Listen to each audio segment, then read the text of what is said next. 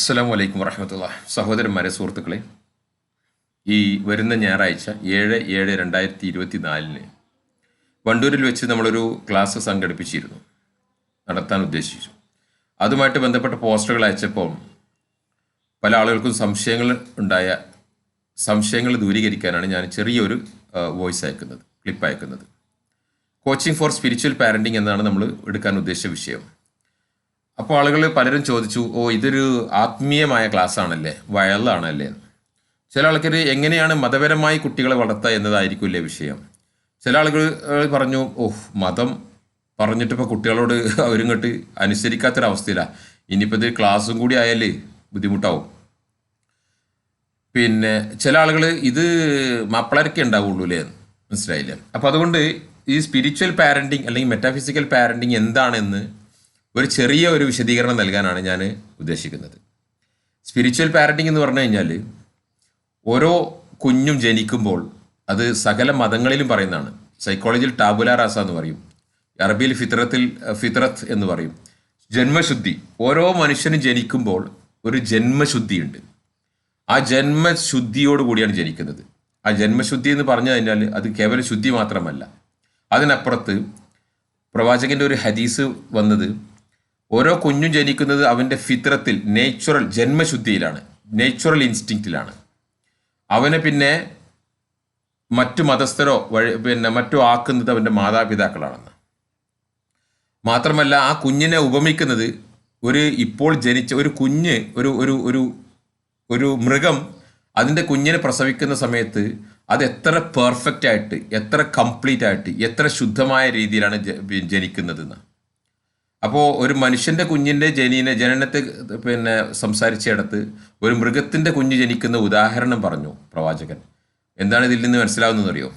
ഒന്ന്, ഒരു കുഞ്ഞ് ജനിക്കുന്ന സമയത്ത് ഒരു മൃഗത്തിൻ്റെ കുഞ്ഞ് ജനിച്ച് അരമണിക്കൂർ കൊണ്ട്, ഒരു ആട്ടിൻകുട്ടി അരമണിക്കൂർ കൊണ്ട് അത് സ്വന്തമായിട്ട് അവിടുന്ന് എണീക്കും. ഒരാളുടെ സഹായം ഇല്ലെങ്കിൽ അവിടുന്ന് എണീറ്റ് അതിന് കുടിക്കാനുള്ള പാല്, ആ അമ്മിഞ്ഞ പാല് എവിടെയാണെന്നത് തപ്പിയെടുക്കും.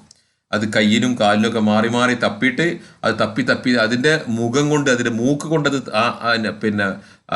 ആടിൻ്റെ പാല് അമ്മിഞ്ഞ എവിടെയാണ് തപ്പിയെടുത്ത് കുടിക്കും. അപ്പോൾ ആ ശുദ്ധമായ അതിൻ്റെ അറിവ്, അതിനെ ഇൻറ്റ്യൂഷൻ എന്ന് പറയും. അതുപോലെ ജന്മസിദ്ധമായ അതിൻ്റെ കഴിവ്, അതിനെ ഇൻസ്റ്റിങ്ക്റ്റ് എന്ന് പറയും. അപ്പോൾ ഈ ഇൻറ്റ്യൂഷനും ഈ ഇൻസ്റ്റിങ്ക്റ്റും ഇത് രണ്ടുമാണ് വിഷയം. അത് മനുഷ്യൻ്റെ സന്താനങ്ങൾക്കുണ്ട്. മനുഷ്യ കുഞ്ഞ് ജനിക്കുന്ന സമയത്ത് ആ മനുഷ്യ കുഞ്ഞിനുണ്ട് ഈ ഇൻറ്റ്യൂഷണൽ നോളജും. ഒരു ബുദ്ധി ആവുന്നതിന് മുമ്പ്, അല്ലെങ്കിൽ ബുദ്ധിപരമായ കാര്യകാരണങ്ങളിലൂടെ അല്ലാതെ, ഇൻ്റലക്ച്വലി അല്ലാതെ, റീസണിങ്ങിലൂടെ അല്ലാതെ, ലോജിക്കിലൂടെ അല്ലാതെ ഒരറിവ് അത് മനുഷ്യൻ്റെ കുട്ടിക്കും മനുഷ്യൻ്റെ കുഞ്ഞിനും മനുഷ്യൻ്റെ കുഞ്ഞിനോട് കിടത്തി കഴിഞ്ഞാൽ അത് തപ്പിയെടുക്കും. അതിൻ്റെ അമ്മയുടെ അതിൻ്റെ ഉമ്മാൻ്റെ നിപ്പിൾ, എന്നിട്ട് കുടിക്കും. അത് തപ്പിയെടുത്ത് കുടിക്കും. മനസ്സിലായില്ലേ? അപ്പോൾ ജന്മസിദ്ധമായ അതിൻ്റെ അറിവും ജന്മസിദ്ധമായ അതിൻ്റെ കഴിവും, ഈ രണ്ട് സംഗതിയാണ് ജന്മശുദ്ധി അല്ലെങ്കിൽ ഫിത്രത്ത്, ടാബുല റാസ, നേച്ചുറൽ ഇൻസ്റ്റിങ്ക്റ്റ് എന്നൊക്കെ പറഞ്ഞുകൊണ്ട് ഉദ്ദേശിക്കപ്പെടുന്നത്. ഇതിനെ വളർത്തിയെടുക്കുക, അത് മക്കളിൽ ആ രണ്ട് ഇൻറ്റ്യൂഷനും ഇൻസ്റ്റിങ്ക്റ്റും വളർത്തിയെടുക്കുക എന്നതാണ് ഇതിൻ്റെ ബേസ്. അത് വളർത്തിയെടുക്കുവാൻ അതുമായിട്ട് ബന്ധപ്പെട്ട ചില പ്രിൻസിപ്പിൾസ്, അതിൻ്റെ തത്വങ്ങൾ, അതിൻ്റെ അറിവുകൾ ക്ലാസ് എടുത്തു കൊടുക്കുക എന്നതാണ് ഒന്നാമത്തെ പോയിന്റ്. രണ്ട്, ഇത്തരം അറിവുകളും ജന്മസിദ്ധമായ അറിവുകളും കഴിവുകളും ഈ മാതാവിലും പിതാവിലും ഉണ്ടായിരുന്നു, ഇപ്പോഴും ഉണ്ട്. അത് മരണം വരെ ഉണ്ടാവും. അത് ഇങ്ങനെ വളർന്നുകൊണ്ടേയിരിക്കും. ആ ജന്മസിദ്ധമായ അറിവ് വളർന്നുകൊണ്ടിരിക്കും. അത് ജനിക്കുമ്പോൾ മാത്രമൊന്നുമല്ല, അത് വളർന്നുകൊണ്ടിരിക്കും. വളരാൻ സഹായകരമാകുന്നതാണ് സമൂഹത്തിൽ നിന്ന്, പ്രപഞ്ചത്തിൽ നിന്ന് പഠിച്ചെടുക്കുന്ന പുതിയ അറിവുകൾ. അത് സമൂഹത്തിൻ്റെ അറിവാവട്ടെ, ചരിത്രമാവട്ടെ, അതല്ലെങ്കിൽ ഭൗതിക വിദ്യാഭ്യാസമാവട്ടെ, മതപര വിദ്യാഭ്യാസമാവട്ടെ, ഭാവിന് വരാനിരിക്കുന്ന ജീവിതത്തെക്കുറിച്ച് വിദ്യാഭ്യാസമാവട്ടെ. അപ്പോൾ ആ ജന്മസിദ്ധമായ അറിവിൽ വളർത്തിയെടുക്കുവാൻ പറ്റുന്ന അറിവുകളാണ് ഇവിടെ പ്രപഞ്ചത്തിൽ ഉള്ളത്. അല്ലെങ്കിൽ പ്രപഞ്ചത്തിൽ ഉള്ളതിൽ നിന്ന് അതിന് നേച്ചുറൽ ഇൻറ്റ്യൂഷൻ അനുഗുണമായ അറിവുകളെടുത്ത് വളർത്തിയെടുക്കുക എന്നുള്ളതാണ്. അതുപോലെ ജന്മസിദ്ധമായ കഴിവുകളെ പരിപോഷിപ്പിച്ച് വളർത്തിയെടുക്കുന്ന ഭൗതിക സംവിധാനങ്ങളും സൗകര്യങ്ങളും കഴിവുകളുമാണ് പ്രപഞ്ചത്തിൽ അള്ളാഹു വെച്ചിട്ടുള്ളത്. അപ്പോൾ മാതാവിൻ്റെയും പിതാവിൻ്റെയും ഇൻറ്റ്യൂഷനും ഇൻസ്റ്റിങ്ക്റ്റും അവർ തന്നെ വളർത്തിയെടുക്കുക, റീആക്ടിവേറ്റ് ചെയ്യുക. അങ്ങനെ റീആക്ടിവേറ്റ് ചെയ്യുന്ന സമയത്ത് തൻ്റെ കഴിഞ്ഞകാല ജീവിതത്തിൽ നിന്ന് തൻ്റെ കുട്ടിക്കാലത്തുണ്ടായിരുന്ന ജീവിതത്തിൽ നിന്ന്, തൻ്റെ ഓർമ്മകളിൽ നിന്ന്, തൻ്റെ മെമ്മറിയിൽ നിന്ന് അത്തരം ഇൻറ്റ്യൂഷൻസും പിന്നെ ഇൻസ്റ്റിങ്റ്റുകളും ഡെവലപ്പ് ചെയ്ത് കൊണ്ടുവരിക, റീആക്ടിവേറ്റ് കൊണ്ടുവരിക, അതിനെ ഡീബ്രീഫ് ചെയ്ത് കൊണ്ടുവരിക, പുനർവിശദീകരിച്ച് കൊണ്ടുവരിക എന്നതാണ് രണ്ടാമത്തെ ഭാഗം. അങ്ങനെ മാതാവും പിതാവും അവരുടെ ഇൻറ്റ്യൂഷൻസും ഇൻസ്റ്റിങ്റ്റും പുറത്തെടുത്താൽ അതാണ് പിന്നെന്ത് ചെയ്യുക, ഈ മക്കളുടെ ഇൻറ്റ്യൂഷൻസും ഇൻസ്റ്റിങ്റ്റും വളർത്തിയെടുക്കുവാൻ വേണ്ടി അവർ ഉപയോഗിക്കുന്ന കണക്ഷൻ, അതിൻ്റെ പൈപ്പ് ലൈൻ. അതിൻ്റെ പൈപ്പ് ലൈൻ, ആ പൈപ്പ് ലൈൻ, അതായത് മറ്റൊരു ഭാഷയിൽ പറഞ്ഞാൽ, ഇന്ന് നിങ്ങൾ നോക്കിക്കോ, നിങ്ങളുടെ സമൂഹത്തിൽ, നിങ്ങളെ ബന്ധത്തിലും കൂട്ടത്തിലും കുടുംബത്തിലെല്ലാം യഥാർത്ഥമായ പാരന്റിങ് കിട്ടിയ മാതാപിതാക്കൾക്കാണ് അവരുടെ മക്കൾക്ക് യഥാർത്ഥമായ പാരന്റിങ് കൊടുക്കാൻ കഴിയുള്ളൂ. അല്ലെങ്കിൽ ഓരോ മനുഷ്യനും അവർക്ക് കിട്ടിയ മാതാപിതാക്കളിൽ നിന്ന് കിട്ടിയ പല രീതിയിലുള്ള പാരന്റിങ് ഉണ്ടാവും. ചിലരുടെ ഓതറിറ്റേറിയൻ, ചിലരുടെ ഫ്രീ സ്പേസ്, പല ഫിലോസഫികളുണ്ട്, പല പ്രിൻസിപ്പിൾസ്, പല അപ്രോച്ചസ് ഉണ്ട്. അപ്പോൾ ഏതാണോ നമുക്ക് കിട്ടിയ പാരന്റിങ്, അതേ പാരന്റിങ് ആണ് നമ്മൾ മക്കൾക്ക് കൊടുക്കുക. അതുകൊണ്ട് യഥാർത്ഥമായ പാരന്റിങ് കിട്ടിയ ഒരാൾക്ക് യഥാർത്ഥമായ പാരന്റിങ് കൊടുക്കാൻ കഴിയും. അതുകൊണ്ട് നമുക്ക് കിട്ടിയ പാരന്റിങ് ഏതും ആയിക്കോട്ടെ, അതിനെ നമ്മുടെ ജീവിതത്തിൽ നിന്ന്, നമ്മുടെ മെമ്മറിയിൽ നിന്ന് റീഫ്രെയിം ചെയ്തെടുക്കുക എന്നതാണ് രണ്ടാമത്തെ സ്റ്റെപ്പ്. റീഫ്രെയിം ചെയ്തെടുത്ത് കഴിഞ്ഞാൽ മാത്രമേ നമുക്ക് സന്താനങ്ങളിൽ അവരുടെ ഇൻറ്റ്യൂഷണൽ നോളജും ഇൻസ്റ്റിങ്ക്ച്വൽ എബിലിറ്റീസും കണ്ടെടുക്കാം. Knowledge and abilities, this is the basic things of the life. കംപ്ലീറ്റ്നെസ്സിൻ്റെ അല്ലെങ്കിൽ മനുഷ്യൻ്റെ കംപ്ലീറ്റ്നെസ്സിലേക്കുള്ള യാത്രയിലെ രണ്ട് ഘടകമാണ്. ഒന്ന് നോളജ്, മറ്റൊരു പവർ. ഷെയ്ഖുൽ ഇസ്ലാം ഇബ്നു തൈമിയ വിശദമായിട്ട് ഇതിന് വിശദീകരിക്കുന്നുണ്ട്.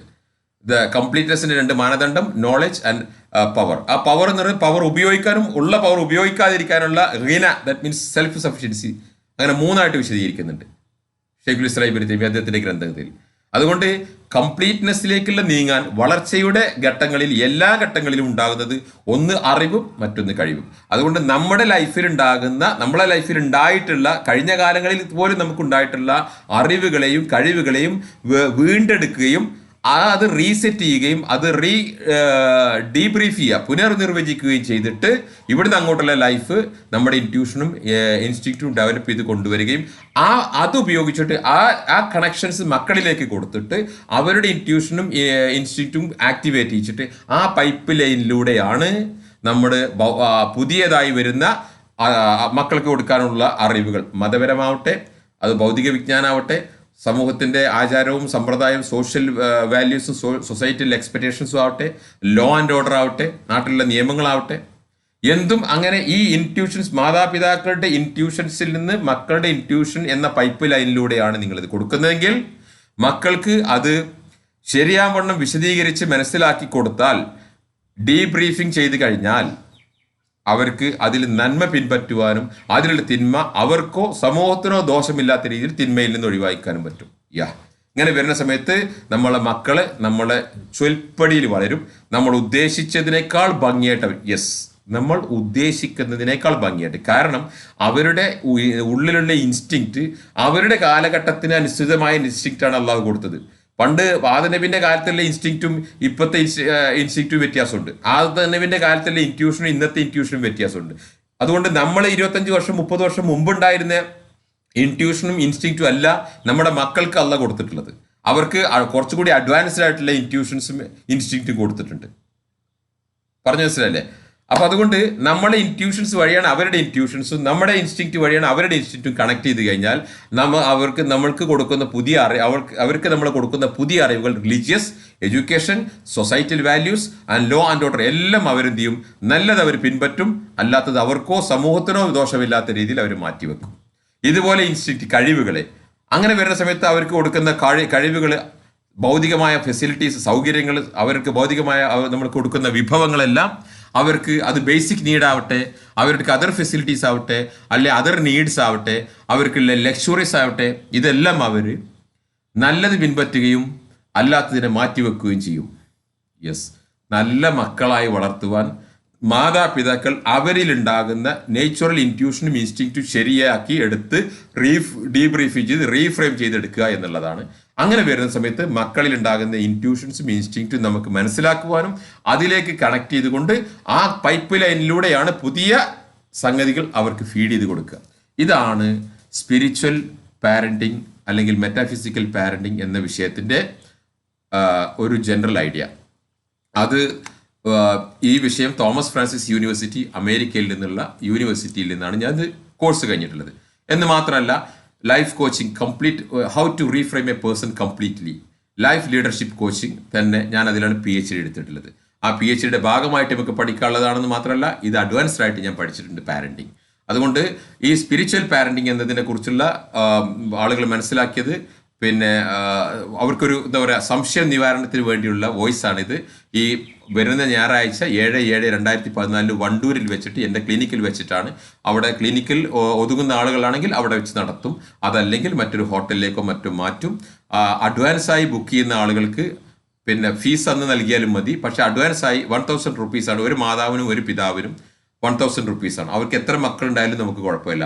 ഒരു മക്കൾക്ക് ക്ലാസ്സിന് വരണമെന്നില്ല, വന്നാലും കുഴപ്പമില്ല, പക്ഷെ വന്നോളണമെന്നില്ല. മാതാവിനും പിതാവിനുമാണ് നമ്മൾ പാരൻറ്റിങ് ക്ലാസ് കൊടുക്കുക. 1000 rupees per one father and mother.